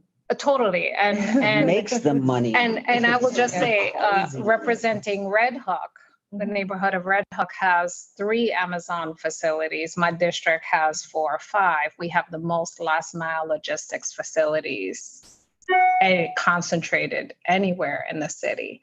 And Amazon has made no such gestures. And I don't know if my residents have said no to it, but it is package theft is a serious issue. And we obviously have the resiliency project going on. So it is a possibility that everything's fenced in a mountain of dirt. So maybe it's not quite the right time, but it would be nice to integrate it. Well, I don't know who it was that asked the process, but this is kind of the process. Oh, Red Hook, okay. Yeah, Red Hook. I bring it up. Right. But as that project is in process, obviously it'd be great to integrate it so that as sections are being done, the resiliency project is wrapping up, that be planned for, so it's not Build it. I'll talk to Joy as well. But one thing, I've been with NYCHA for 1.5 years, and one of the things that I'm seeing is that nothing is simple.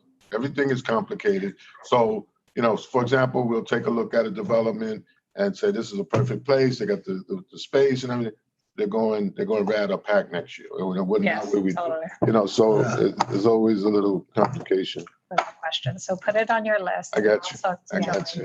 One of the places we looked at is Wyckoff, because Miss Shalisa Reed is terrific. So I want to see her succeed and have this over there, for our tenants, for our residents. At the same time, just speaking for all residents, though, I know you said it's more complicated than others, but it seems like it should be kind of a unilateral process that, if you're going to go to the rest of the city, go to everybody and just say, since Amazon's paying for it and they install it anyway. Make a presentation. Just come to a mutually agreeable space, right? This is where it's gonna be. Yeah, no, I get it. But some places we looked at, like Amsterdam, we went to Amsterdam and it just wasn't conducive to putting them there. So some of them, we can't put them everywhere. But And then some places, the tenant president said, no, I don't want it. So I didn't want to, disrespect them and put it there anyway. So we moved on. What I'm hoping, though, is they'll see success of it at the neighbors and they'll have a change of heart. But some places said no. I do want to be sensitive now that we're at the end of a hard stop. We are going to have a chance to get a full capital tracker update today, but I'm looking forward to that next time. I know there's been a lot of progress on the capital tracker. And I know that they're going to be ready for rolling out, and that they've also talked to a lot of stakeholders and residents to get feedback. So that's great news. I know we have the DA's office on the phone, on the Zoom line. I just wanted to check in to see if there were any critical updates that anyone wanted to share. And thank you all for joining I know we have Joe Townsend and Noel Powell on the line. Did you guys have any quick updates? Okay, I just wanted to give a second to open the floor. I know I wanted to turn over to Mr. Hall because I know you had a compliment. So I was happy to end on good news. Number one, I just want to say, I guess the 5 years for the monitor is up and they have to renew. Not yet. And well, just about. But that being said, I sincerely hope that Bart Swartz maintains this, I don't want to call it a debacle, but the idea of monitoring the best interests of NYCHA, all right, and the circumstances, because it's very complex. No one, and correct me if I'm wrong, Manny, no one can sit down and encompass all of the complexities that NYCHA is about. The 964s, the issues, the ups and downs, the ebb and flows, all right? Section 3, Section 9, Section 8, everything. And I'm just saying, listen, it really, at this precise moment, okay?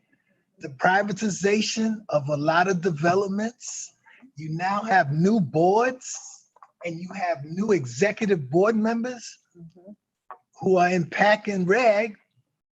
So their mindset is going elsewhere. And then you have a chair who probably is Section 9. Everybody's going in different directions. There needs to be more transparency and some type of semblance because of this. But that being said, I sincerely hope that Bart Swartz's rendition continues for another 5 years, because the monitor's job is to monitor. They don't make decisions, they monitor. And a lot of people don't understand that, because if you got a problem, they want the problem to go away. And they think whoever's going to listen to me will make this problem go away. But what the monitor does is very pervasively influence the problem to give it more magnitude so that it gets solved. And a lot of TA presidents need this. This type of transparency. So I hope that things continue the way they are.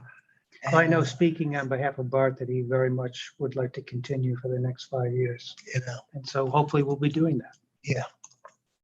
What is the process? You have to apply? Yeah, it's like you put in a proposal and then I mean, I know in Southern, they make a selection. It's, and once again, I got to thank Danny Barber. It was his lawsuit that created this, to Judge Pulley, who has expired. But that being said, I just sincerely hope that this continues and that we can just move on based on what we know and what we'd like to know and the problems that we're faced with over and over again. Okay. Yeah, and I want to and thank you as a resident leader for your hard work, and all of the resident leaders, and because it's really your voice that we are listening to and amplifying in all of the rooms that we're in is really what we're hearing from the residents, your concerns and also your thoughts on solutions, because you are on the ground, you live it, you know better than anyone. So I do have to in the meeting, but we will keep the conversation going. And that's, I think, part of what's been really productive, that we are in touch with one another in between meetings as well, so that we're really pushing on comments and solutions and working together interagency. So please save the dates. Our next upcoming meeting is going to be Tuesday, July 11th. We're having the Queens Community Meeting. That's going to be a public meeting in person at the community center in Queens. We will share all the details. We ask everyone viewing the YouTube channel to please come out. The Queens residents will be our VIPs, but everyone in the city is invited. And we will have open mic period as time permits. And we will also have another one of our CAC meetings on August 8th. I'll poll this group so we can figure out if the next meeting should be in person or virtual or some hybrid. But thank you all for joining us in person and on Zoom. Really appreciate your presence and your continued dedication to the work that we're all doing. So thank you all for joining. Please have safe evenings, and let's, we don't have to wait again for one of these meetings to be in touch. Anyone viewing, please get in touch with the monitor at our email, monitor@nitromonitor.com. Please visit our website, nitromonitor.com. We post our reports, we post summaries of these meetings, and always feel free to call us at any time. We have a toll-free number and a 347 number. So thank you. With that, we will close for the evening. Okay, thank you.